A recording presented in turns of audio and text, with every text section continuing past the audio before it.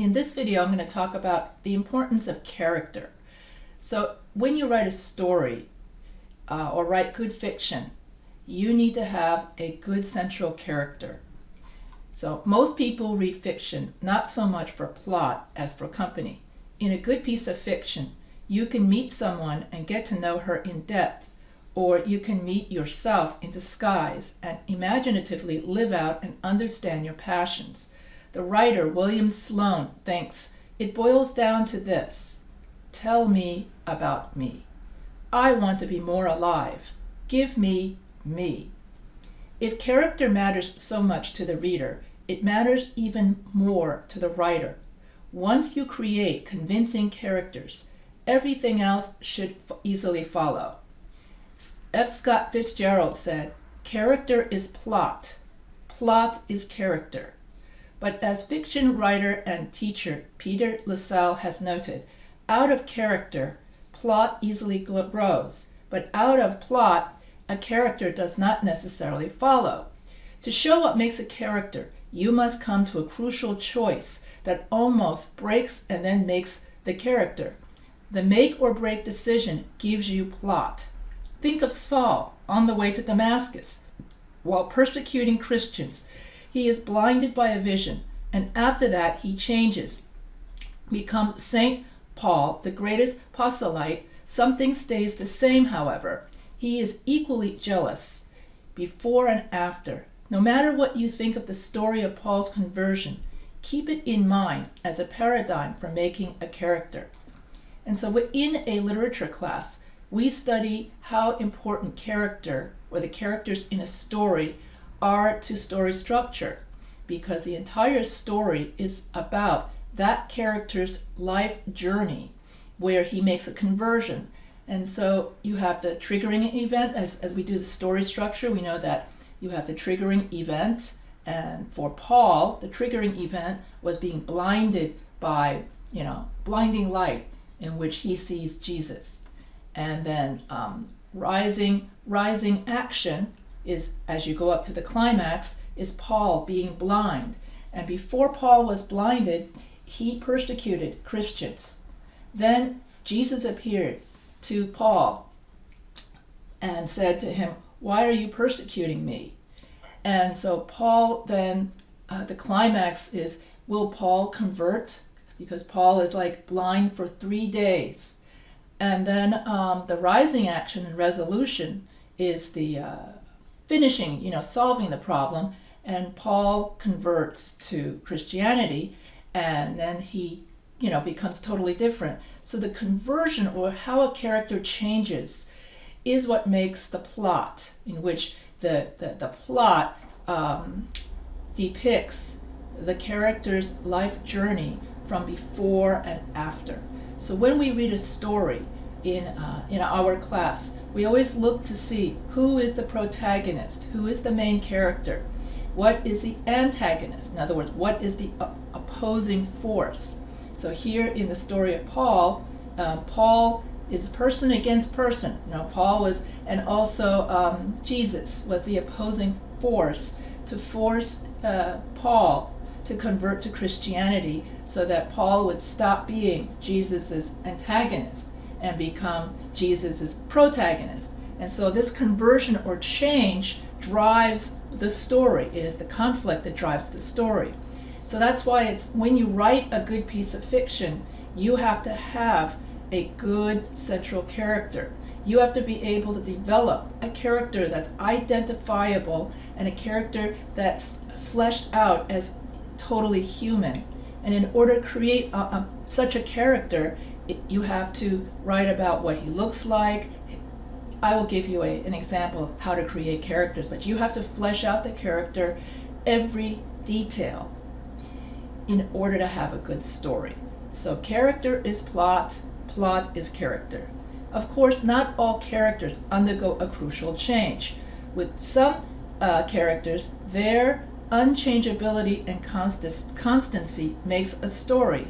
In Rust, my story about the sculptor turned tombstone maker, everything, the country, family, town changes, except the character. Even his body collapses, but his spirit stays bellicose and steadfast. He refused to answer any more of my questions. His hands, with cracked skin and purple nails from hammer misses, picked up a hammer. Veins twisted around his stringy tendons, so that his tendons looked like the emblem for medicine. He hit the broadened head of the chisel, bluish steel cutting into gray stone, dust flying up in a sneezing cloud. With his gray hair and blue stubbly cheeks, he blended into the grain of the stone, a stone with a pair of horned eyebrows.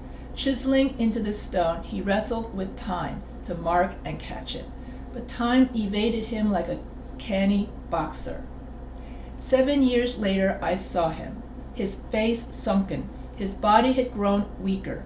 Time had chiseled into his face so steadily that you could tell how many years had passed just by looking at the grooves cutting across his forehead. So whether or not there's a change in you, character is not the part of you that conforms, but rather that sticks out. So a caricaturist seeks out oddities in a face, big jaws, slanted foreheads, strong creases.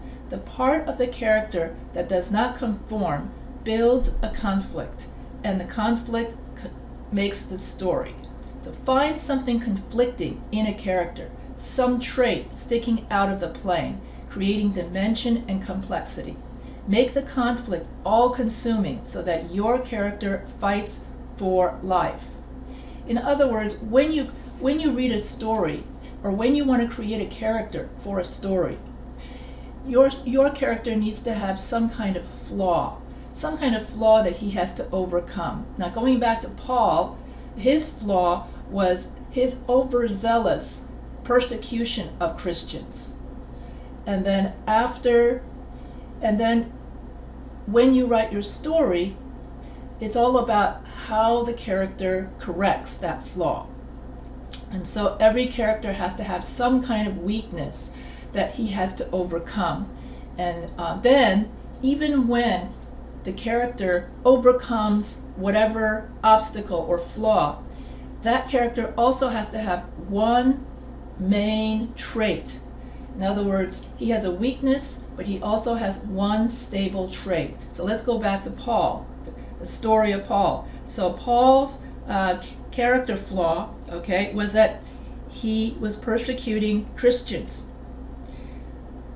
And he did it with such zeal and such, with very, very zealously. So that's his character constant trait, that even before he was converted to Christianity, whatever Paul did, he did it with passion. So there you have a character whose main trait is passion. So how is that character going to use his passion? Is he going to use that passion to persecute the Christians? Or is he going to use that passion to convert people to Christianity? So you have to have a character with one main flaw and one main trait. And so that gives your character a symbol. That gives your character a character, for lack of a better word. So find something conflicting in a character, some trait. In other words, find some kind of flaw. So think, and then once you find that flaw to fix, that's what creates the conflict in the story. So think of the basic character conflicts in successful stories. The Necklace by Guy de Maupassant. Mrs. Loisel, unreconciled to her lower class standing, strives to appear upper class at all cost. Out of that internal conflict ensues the tragedy of her working most of her adult life to pay for a fake necklace. And so here you have the fatal flaw of Madame Loisel is pride, vanity, and then she pays the price. In it, Loisel wants to go to a party, but they're too poor. So she goes to her friend and borrows a necklace so that she could look beautiful at the party. So she goes to the party, borrows a very, very expensive necklace, and she looks beautiful. So for 2 or 3 hours, she was the queen of the party. Then, as Madame Loisel was leaving the party, she noticed that the necklace is missing. It's not around her neck anymore. She panics. And she's poor. How is she going to afford to pay back her friend the fake the necklace? She doesn't know that it's fake, okay? So then, for the next 25 years, Madame Loisel works 5 different jobs. She loses her house. She loses her youth to pay back something that was fake. But she managed to buy a real necklace to replace the one she lost. And then she goes to her friend's house after 25 years to try to give back the necklace she borrowed 25 years earlier. And that's when the friend said, "Oh, well, you know, all those years you spent trying to replace my necklace, that was a fake necklace I bought real cheap. And you didn't need to replace it." So it's like, because of her vanity, she wasted 25 years. And so here, the lesson here is that she had to learn the character flaw in this character that got corrected was her vanity. That vanity is just not worth it, and that you should be happy with what you have. That was the whole point of the necklace.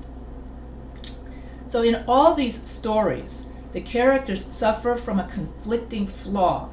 Aristotle called these character flaws amartia, usually interpreted as a tragic flaw, most often from hubris or arrogance. So in this, like Madame Loisel, pride, vanity, which is actually one of the sins, one of the 10 sins. Yeah. So most often hubris or arrogance. When we talk about tragedies, sometimes, however, a flaw may not lead to disaster, but to a struggle with a subsequent enlightenment.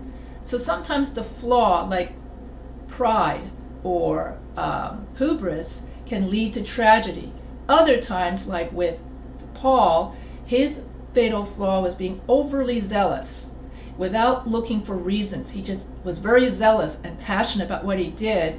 Yet in Paul's case, his zeal led to an epiphany. So a flaw could result also from excessive virtue.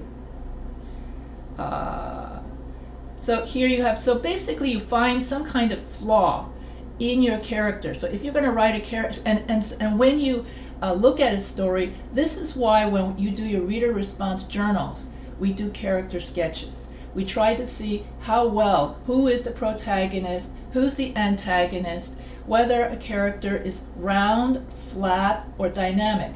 Round meaning that he's well developed, flat meaning that he's stoic and he doesn't change during the entire story.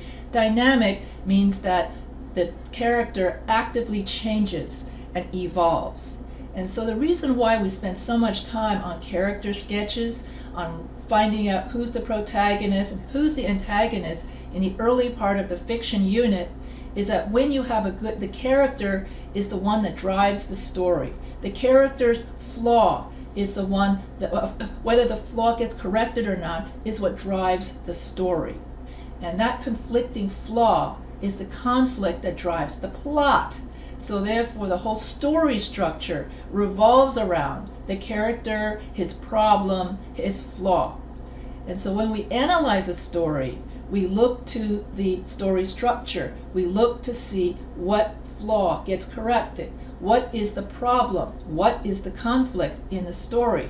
When we write a story, then we also create a character that has a flaw that needs to be corrected. So by reading other stories about other characters with flaws that got corrected, then that translates into, when you write a story, you'll be able to write a character-driven plot story with a fatal flaw that needs correction. So that's why we analyze stories so that we can emulate the style of a successful story structure into our own stories, if that makes any sense. So that's why I'm going over character. So just like for a good essay, you have to have a good thesis statement, which is a roadmap to your essay. Well, for a good story, you need to have a character with a fatal flaw of some kind that needs correction, and a constant trait. One constant trait, one fatal flaw. And with Paul, his fatal flaw was he was too zealous, and then his that same fatal flaw. Oh, not his fatal flaw was that he was anti-Christian, and then his constant trait was his being zealot and being passionate. So, in order to have a good character, in order to have a good story, you need to be able to create a character with a flaw that needs to be corrected. So that's the first step in creating a good piece of fiction, is to create a good central character with a flaw that needs correction.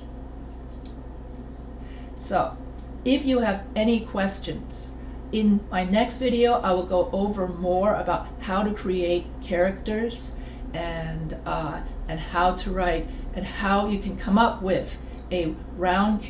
In every story you need to have a round character, a flat character, and a dynamic character. So I'm going to go over more about different kinds of characters in my next video, and this will help you write good characters for your fictional stories.